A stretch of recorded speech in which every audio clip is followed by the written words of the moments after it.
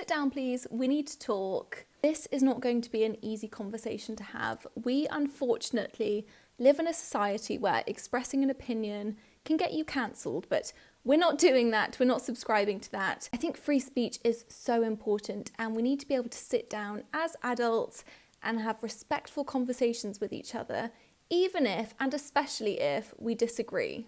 Today we're talking fox hunting and why, as a vegan, I'm not 100% against it. There are valid reasons on all sides of the argument, and apart from a few bad apples on both sides, I think we all share a common goal that we want to protect and preserve our wildlife. And without having real hard discussions, we're never going to achieve that. So let's kick this off. General disclaimer, when I say fox hunting, I mean traditional fair game fox hunting where the foxes are hunted respectfully, not the type that's been in the news lately. Bagging foxes is never okay. It's animal abuse, it's disgusting, and I refuse to stand behind it. With that being said, let's get into our discussion. I call myself vegan, and to me that means causing the least amount of harm as possible to animals. That means that I don't eat animal products. My makeup, skincare, body care, cleaning products, all that sort of thing is all vegan and cruelty free. But I ride horses, which is not vegan. I have pets, which is not vegan. I wear leather boots and ride in leather tack, which is not vegan. I live in the countryside. A lot of my friends are farmers, and I know the reality of nature, that although she is beautiful, she is brutal, and death is part of the ecosystem. If the fox population is managed and kept to a sustainable number, those foxes are going to be healthier, happier, they'll have enough food, and they will breed healthy fox cubs.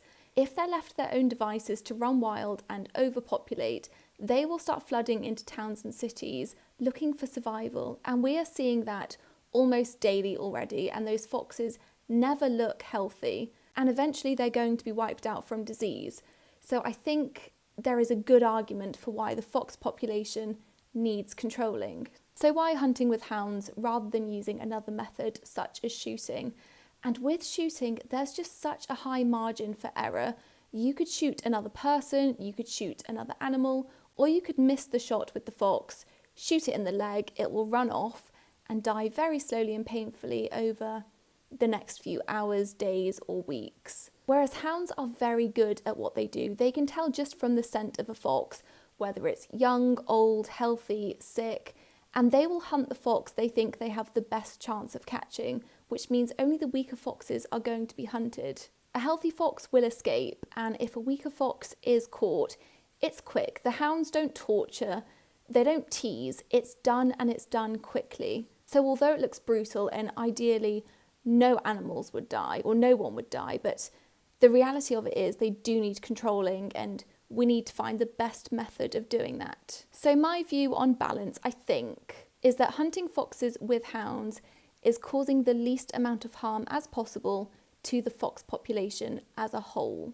However, there are questions that need to be answered, such as what happens to the hounds at the end of their hunting career. We're not going to get those answers whilst everything is kept so forbidden to be talked about. The hunting ban isn't working, which I think is as clear as mud from all of the videos of bagged foxes and all of the rest of it. Maybe a better way is to have open and honest discussion so that we can improve and fine-tune the methods and hopefully find a middle ground, so that we can have fox hunting that is carried out to an agreed upon standard with nothing to hide behind.